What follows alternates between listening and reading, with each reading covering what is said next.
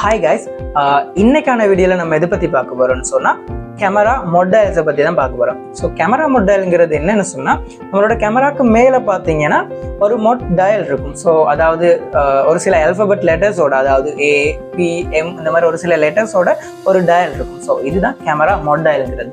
So இதில் நம்ம இதோட செட்டிங்ஸ் என்ன மாதிரி அப்படின்னு பார்த்தோம்னு சொன்னால், இதில் நம்ம ஒரு சில லெட்டர்ஸ் பார்க்குறோம் தானே, A+, அப்புறமா P, M, S இந்த மாதிரி ஒரு லெட்டர்ஸ் பார்க்குறோம். ஸோ இந்த ஒவ்வொரு மொட்டுக்குமே ஒவ்வொரு செட்டிங் கண்ட்ரோல் இருக்குது. ஸோ இதுதான் மொட்டைல் மூலியமாக நாங்கள் கண்ட்ரோல் பண்ணக்கூடிய விஷயம். ஸோ இதில் நாங்கள் ஃபர்ஸ்ட்டாக பார்க்க போகிறது A+ங்கிற ஒரு க்ரீன் கலரோ அந்த மாதிரி ஒரு லோகோட ஒரு டயல் இருக்கும்.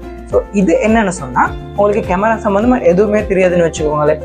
ஸோ நீங்கள் ஒரு ஏதாச்சும் ஒரு ஆப்ஜெக்டை கேப்சர் பண்ண போகிறீங்க. ஸோ அப்போ நீங்கள் பண்ண வேண்டிய விஷயம், அந்த A+ங்கிற ஒரு மொட்டை ஆன் பண்ணிவிட்டு ஸோ கேப்சர் பண்ணக்கூடியது. ஸோ அப்போ என்ன ஆகுன்னு சொன்னால், நீங்கள் ஒரு ஆப்ஜெக்டை ஃபோக்கஸ் பண்ணும்போது அதுக்குள்ளே, அதாவது கேமராவில் நான் ஆல்ரெடி சொல்லியிருந்தேன் ஷட்டர் ஸ்பீட், அப்பச்சர், ISOங்கிற செட்டிங்ஸ். ஸோ இந்த செட்டிங்ஸ் எல்லாமே கேமராவே ஆட்டோமேட்டிக்காக சென்ஸ் பண்ணிவிட்டு அந்த செட்டிங்ஸை பேலன்ஸ் பண்ணி நமக்கு கேப்சர் பண்ணி கொடுக்கும். ஸோ இதுதான் ஆட்டோ மோடில் இருக்கக்கூடிய செட்டிங்.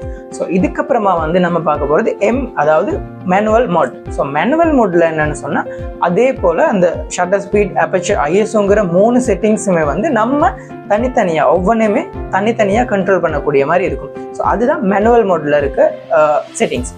அதுக்கப்புறமா இருக்குது ஏங்கிற ஒரு மோட் இருக்கும், A ஆல்ஃபபெட்டில். ஸோ அது மூலயமா என்ன எக்ஸ்பிளனேஷன் சொன்னால், அப்பச்சர் ப்ரியாரிட்டி. ஸோ அப்பச்சர் ப்ரியாரிட்டின்னு சொன்னால், நம்மளால், அதாவது நம்ம அப்பச்சரை மட்டும் கண்ட்ரோல் பண்ணக்கூடிய மாதிரி இருக்கும். ஸோ அதுக்காக ஷட்டர் ஸ்பீட் அதை கேமராவே டிசைட் பண்ணிக்கொள்ளும். ஸோ நம்ம அதுக்கேற்ற மாதிரி ISOவை பேலன்ஸ் பண்ணிக்கணும்னா ஓகே. அடுத்ததாக Sங்கிற மோட். ஸோ Sங்கிறது shutter priority mode. So shutter ப்ரையாரிட்டியில் அதே மாதிரி நம்ம ஷட்டர் ஸ்பீடை கண்ட்ரோல் பண்ணக்கூடிய மாதிரி இருக்கும்.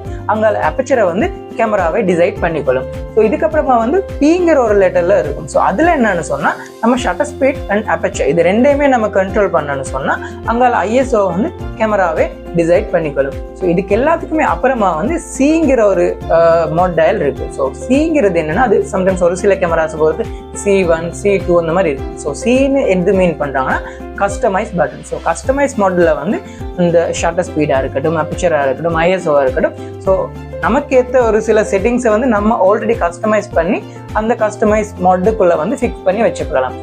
நம்ம ஆல்ரெடி ஃபிக்ஸ் பண்ணி வச்சுட்டு அதுக்கேற்ற மாதிரி நம்ம அதை கஸ்டமைஸ் பண்ணி யூஸ் பண்ணக்கூடிய மாதிரி இருக்கும். ஸோ கேமரா மொட்டைலை பற்றி இந்த வீடியோவில் உங்களுக்கு ஒரு கிளியரான ஐடியா கிடைச்சிருக்கும்னு நினைக்கிறேன். ஸோ நீங்களும் அதுக்கேற்ற மாதிரி உங்களுக்கு ஈஸியான மாதிரி நீங்கள் அந்த மொட்ஸை யூஸ் பண்ணுறதுக்கும் இந்த வீடியோ உங்களுக்கு யூஸ்ஃபுல்லாக இருக்கும். ஸோ இதுக்கடுத்த செட்டிங்ஸ் ஏதாச்சும்